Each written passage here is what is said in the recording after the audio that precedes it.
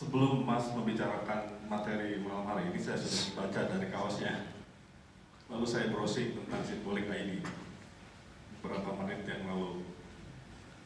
Pertanyaan saya adalah korelasinya guru dengan simbolik ID nanti di mana? Yang kedua, secara substansi nanti kontribusi guru dalam hal ini nanti di sebelah mana juga? Karena mungkin ada bagian dari kami yang harus bisa kami sumbangkan dari apa yang kami ketahui atau apapun yang merupakan outcome dari experiential learning dan sebagainya. Mungkin itu dua pertanyaan yang ingin saya sampaikan kepada Fakultas Komunikasi UGM itu dengan beberapa dosennya bagaimana menggunakan simbolik sebagai media pembelajaran. Kita pakai konsepnya Russell-Ackoff yang namanya contextual learning saat pertama. Jadi bagaimana Russell-Ackoff contextual learning, di mana dia berdasarkan interestnya dia, terus kita bisa nge-track cara berpikirnya. Itu yang tidak mudah dilakukan di kampus ataupun di sekolah.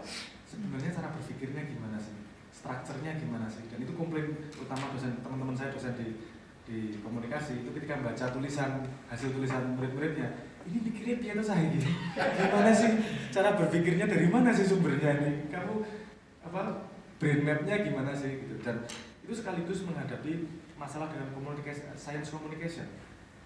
Ini masalah internasional nih, bagaimana science communication bisa dilakukan.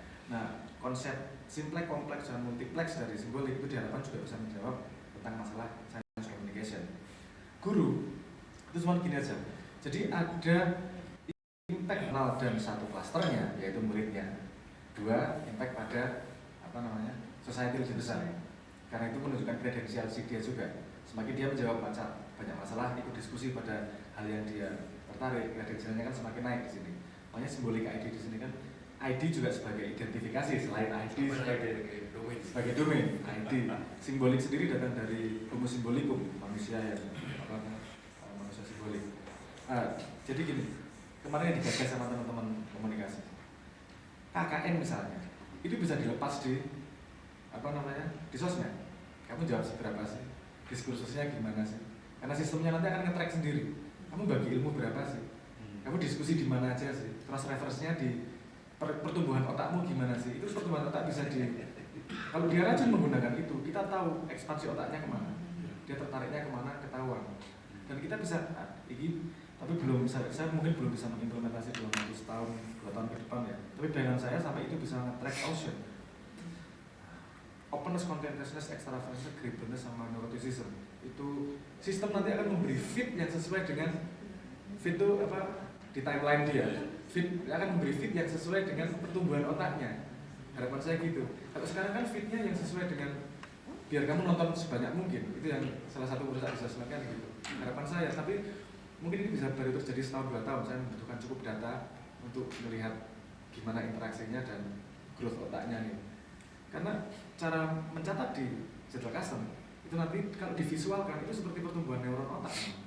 Ini hubungannya dengan apa? Dengan apa? Klaster terbesarnya di bidang apa? Nanti kan ketahuan otak.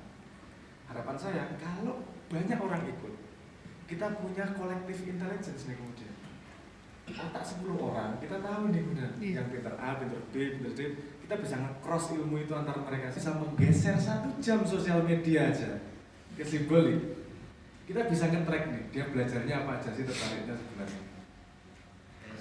Dia assessment yang yang continuous, bukan pada tes, tapi assessment yang continuous. Misalnya gini, contextual learning itu kan dia interest pada challenge tersebut. Ini yang sangat bisa dimainkan ini oleh guru sebenarnya. Anda pernah lihat pyramid of learning? Pyramid of learning. Pedagogi ilmu yang bertransfer cuma 5% ngajarin itu, ya kan? Kalau baca buku 10%, audiovisual bisa sampai 15%, discussion itu bisa sampai 50%, teaching other itu bisa sampai 90%. Kita sangat bisa nge-track nih anak-anak sekarang ini. Ayo kamu ngobrol di ruang kajian matematika SD sana, di ruang kajian biologi SD. Ayo siapa yang ngasih pertanyaan, kasih challenge sedikit, mereka diskusi. Ada yang ngasih jawaban, diadopsi. Kita tahu nih, si anak udah ngajari berapa orang di bidang apa aja, itu ke-track semua. Jadi tutor sebaya ya Mas ya. gimana? Kayak tutor sebaya gitu ya. Kayak ya pedagogi tutor sebaya. Mungkin gurunya cuma nonton. Iya betul. Gurunya justru gini, oh ini bagus, Iya. ini buruk, ini Apresiasi bagus, ini aja. bagus. Cuma nonton aja dan apresiasi akan ketahuan ranknya di di ruang kajian tersebut. Itu saya mengusulkan ke pemerintah itu jadi bagian dari asesmen murid. Karena asesmen murid tidak pada satu titik ujian aja. Misalnya UGM bikin indeks SDM dari interaksi, itu saya sebut sebagai open index. Nah ini kalau misalnya guru-guru kita diskusi nih ngomong open index, bisa dibikin di situ versi versi satu guru, indeks prestasi anak kecil itu kayak gini nih. Dari interaksinya ini gini, itu indeksnya kayak gini nih prestasinya. Nah itu bisa kita bicarakan argumennya, kita bisa bicarakan matematikanya, algoritmanya seperti apa, itu kita bisa bicarakan. Ya memang yang saya tawarkan ini sama sekali baru, ini tidak kontinuasi dari kemarin. Karena menurut saya perubahannya sudah luar biasa nih.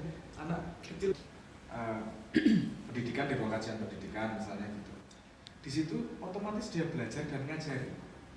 Kalau orang-orang yang yang concern di bidang itu hadir di situ, hoax akan sangat susah terjadi. Karena hoax diinjek-injek sama orang yang kompeten. Nomor 2, kredibilitas gurunya naik. Jadi harapan saya gini, sebenarnya harapan saya buka sedikit. Harapan saya begini. Satu, di komplain saya mendapat komplain sambatan, keluhan.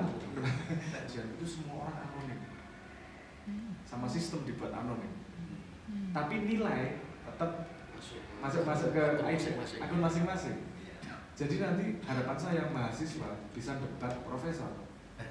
Lu kamu kecil kok kamu nggak pernah diskusi bareng-bareng, kamu nggak pernah ngasih kontribusi kok. Saya terbukti oleh publik nih, terbukti oleh komunitas itu. Nah kalau di sini harapan saya kan gini saja. Kalau soal guru-guru dan segala macam, itu kan kita bisa melihat kredensialnya. Ada bisa protes ke Kementerian Pendidikan dengan kredensial yang jelas. Jadi saya memberi power kepada orang yang sungguh-sungguh sebenarnya di sini.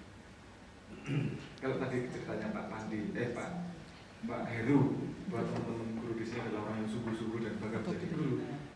Jadi saya berani mengatakan bahwa ini lapangan Anda sebenarnya. Kalau saya bicara sama Pak Isnawan, kenapa aja himpungan nggak bisa kayak hipok atau apa gitu kan? Artinya yang kebayang saya tuh ini memang beda sama yang lain. Yang saya dapat rasakan di internet itu, ketika saya rajin posting, ketika ngetik Mr. Bang itu klik gambar atau saya dari di atas. Itu yang saya bilang ini HRD tingkat dunia yang menghargai saya karyanya. Yang mungkin kata keluarga ngapain sih, kata sekolah ngapain rajin nulis atau sama temen gitu. Tapi juga jadi orang yang mengapresiasi, gitu kan. Nah ini saya menemukan lagi gitu. Ini keren banget gitu. Apalagi dilihat dari ini yang lain itu siapa, Google, Twitter, Instagram, Facebook nggak peduli siapa dia. Tapi kalau saya ngerasain ini ada rasa manusiawinya, ada rasa manusianya yang sehingga oh iya ya kita ngerasa diperhatikan gitu. Padahal tadi ketika misalnya teknologi yang luar biasa berkembang, kemudian tapi ada satu sisi yang bagaimana sebuah aplikasi yang memanusiakan gitu. Selama ini kan nggak ada, bahkan ada tagline lain.